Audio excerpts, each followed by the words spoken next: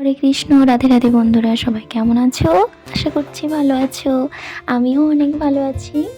তো অনেক দিন পর এইরকম একটা ভিডিও নিয়ে তোমাদের সাথে চলে এলাম একটু কথা বলবো বলে। অনেকেই দেখছি আমাকে কমেন্ট করেছো।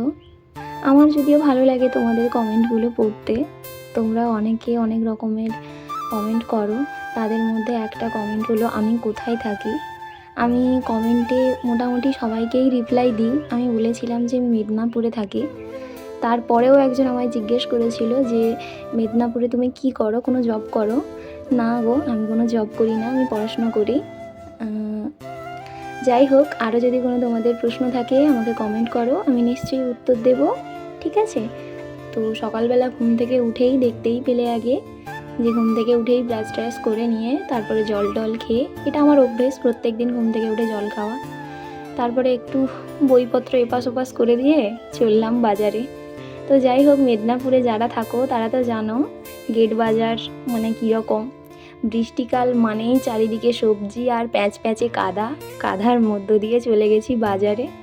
এই যে মাছি দেখছো, মাছিটার কাছ থেকে অনেক কিছু নিয়েছি, বিশেষ করে শশাটা, কারণ ওটা না খেলে আমি থাকতেই পারবো না, এরকম একটা ব্যাপার।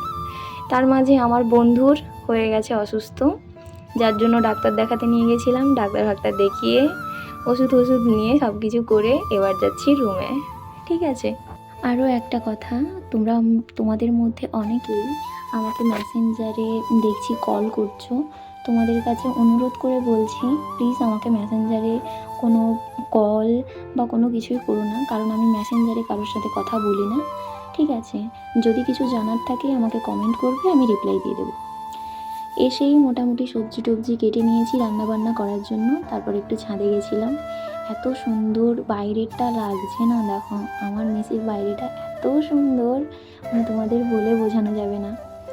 যাই হোক, ছাদের মধ্যে ঘুরতে ঘুরতে তখন একটাই কথা ভাবছিলাম যে দিন দিন বড় হয়ে যাচ্ছি আমি, বাবা মায়ের বোঝা হয়ে যাচ্ছি, এখনও কিছু করে উঠতে পারলাম না, জানি না কোনো দিন কিছু করতে পারবো কি না।